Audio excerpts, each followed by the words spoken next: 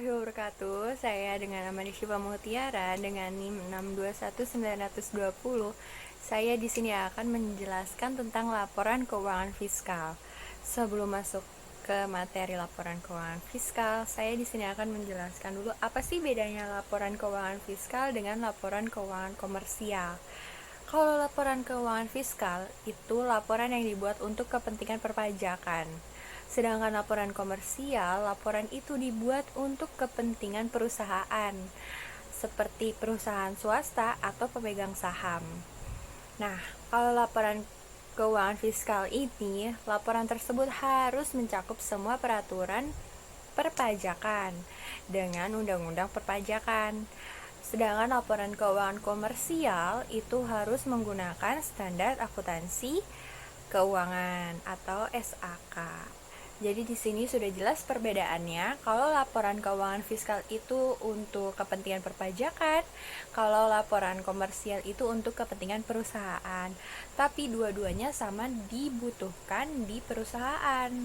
Nah, laporan keuangan fiskal ini mencakup 5 hal, yaitu neraca fiskal, perhitungan laba rugi dan laba ditahan, penjelasan laporan fiskal, rekonsiliasi laporan keuangan komersial dan laporan keuangan fiskal, ikhtisar kewajiban pajak. Kenapa sih kok ada rekonsiliasi laporan keuangan komersial di dalam laporan keuangan fiskal? Karena agar seimbang antara laporan fiskal dan laporan keuangan komersial. Apa sih rekonsiliasi fiskal itu? Yaitu salah satu langkah wajib pajak untuk mencocokkan jika ada hal yang berbeda antara laporan keuangan komersial yang penyusunannya didasarkan atas sistem akuntansi dan laporan keuangan yang penyusunannya didasarkan atas sistem fiskal. Jadi, laporan keuangan komersial digunakan dalam penilaian kinerja ekonomi serta keadaan finansial sektor swasta, sementara laporan keuangan fiskal digunakan dalam perhitungan pajak. Nah, selanjutnya masuk ke pendekatan praktik penyusunan laporan keuangan fiskal. Ada 3 pendekatan dalam praktik penyusunan laporan ini, yaitu pendekatan pertama, ketentuan pajak secara dominan mewarnai praktik akuntansi.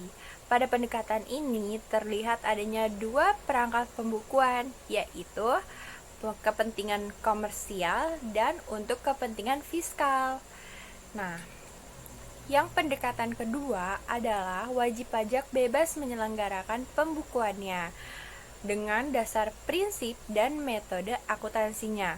Laporan keuangan fiskal disusun melalui proses rekonsiliasi antara akuntansi komersial dengan akuntansi fiskal, sehingga laporan yang dihasilkan berfungsi sebagai tambahan laporan komersial atau bisa disebut extra comptable.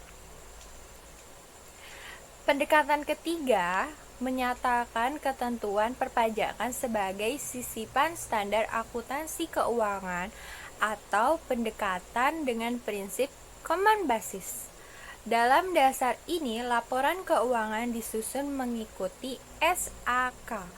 Tetapi, apabila terdapat aturan lain dalam akuntansi komersial, maka preferensi diberikan pada ketentuan perpajakan.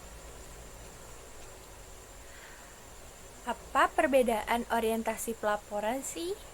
Laporan keuangan yang dilampirkan dalam SPT terdapat 3 informasi, yaitu 1. Informasi laba atau rugi perusahaan berkenan dengan pajak penghasilan atau income tax. Kedua, distribusi laba berkenan dengan pemotongan atau pemungutan PPh atau withholding tax. Yang ketiga, peredaran berkenan dengan menyerahkan BKP atau JKP yang terutang, PPN dan PPNBM.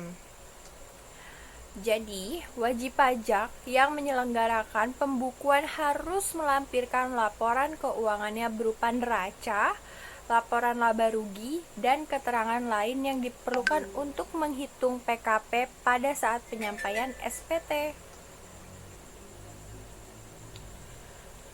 Lalu di sini kita ada bagan untuk proses penyusunan laporan keuangan fiskal, yaitu dari dokumen dasar lalu ke jurnal, dari jurnal ke buku besar. Nah, di buku besar itu dicocokkan dulu dengan buku tambahan.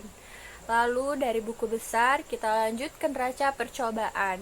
Dari neraca percobaan lanjut lagi ke laporan keuangan komersial.